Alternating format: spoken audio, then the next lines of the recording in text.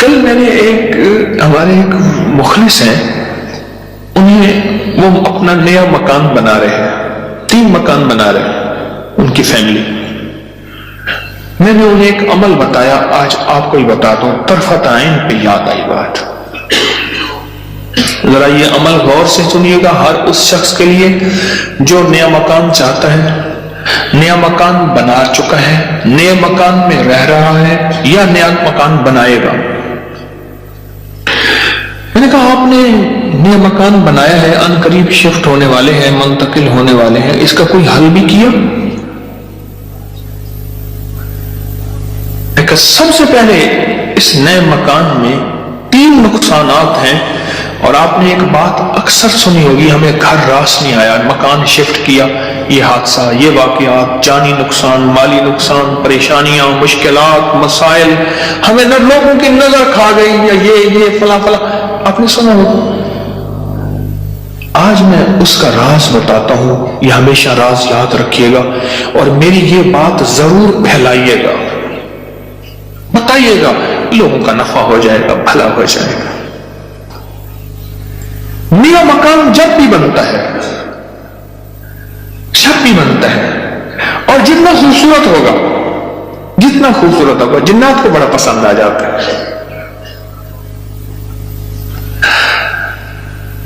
اب میں ایک صاحب نے مجھے ایک بات بتائی، وہ بات میں انہی کی زبان میں سناؤں گا، آپ وہ بات کی چاشنی بھی لے لیں، پھر میں بات مختصر کر کے بتاؤں گا.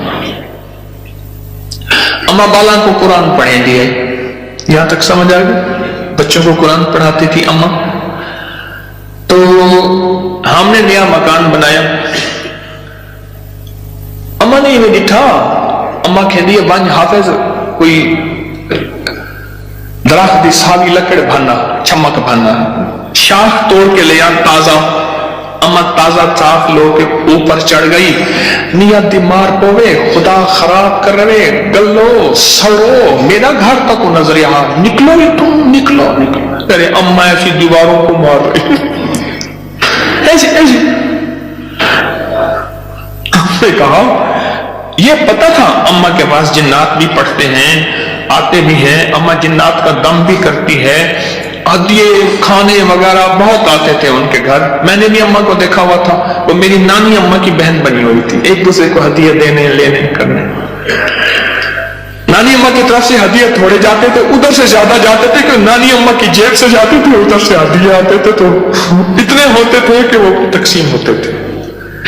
تو کہ نانی اماں، میری اماں نے نا مار مور کے ہانپتی اماں آ گئی، کہہ رہا بس نکل گئی. اماں کیا ہے؟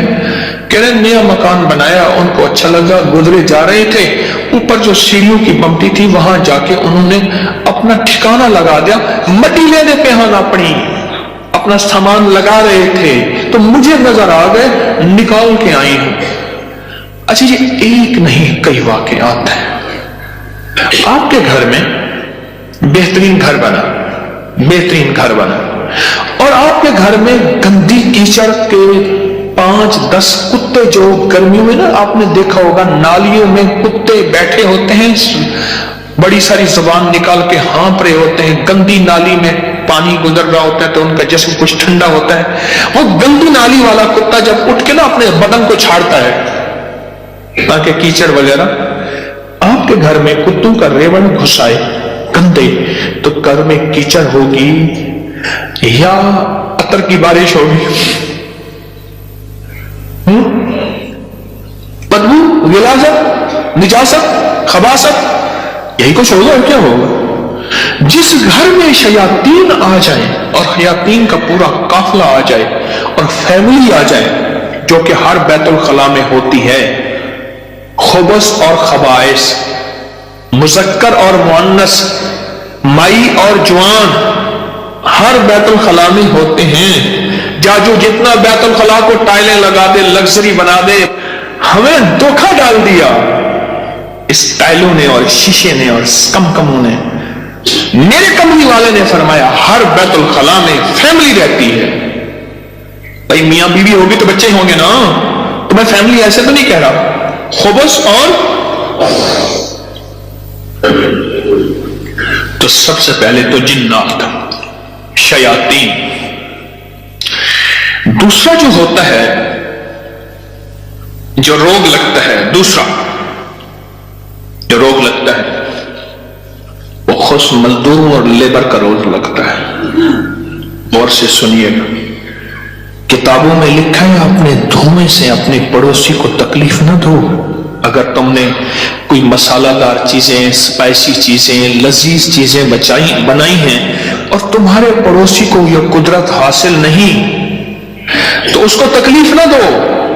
پانی شوربے میں زیادہ ڈال دو، کچھ اس کو دے دو. اور کتابوں میں یہاں تک لکھا ہے کہ پھلوں کے چیزوں کے چھلکوں سے پڑوسی کو تکلیف نہ دو. اگر کوئی اچھی اعلیٰ چیزیں کھائی ہیں تو اپنے پڑوسی کے گھر سے دور رکھو. اس بیچارے کو تکلیف ہوگی کہ مطلب میری جیب میں بھی ہوتا، میں بھی کھاتا. یہ جو غریب لیبر آتی ہے، لیبر تو غریب ہی ہوگی نا، مستری مزدور، ان کی نظر کھا جاتی ہے، ان کی نظر کھا جاتی.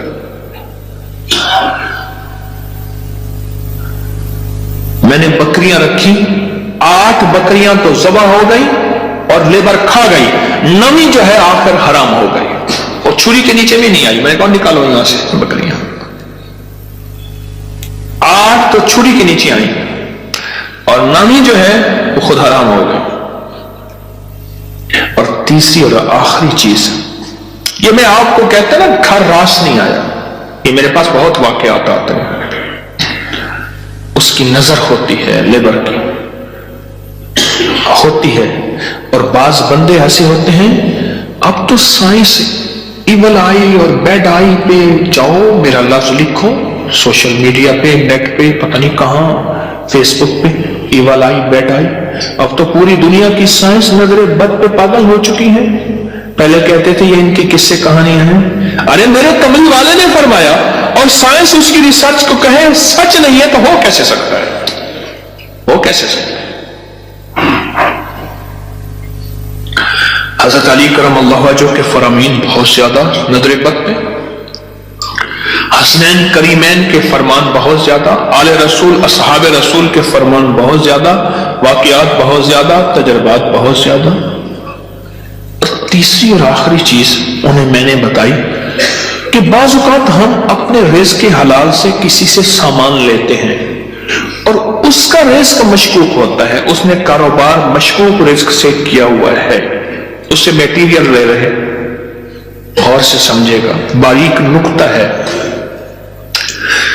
ہم نے اس سے جو میٹیریل دیا وہ رزق مشکوک ہے اس کا.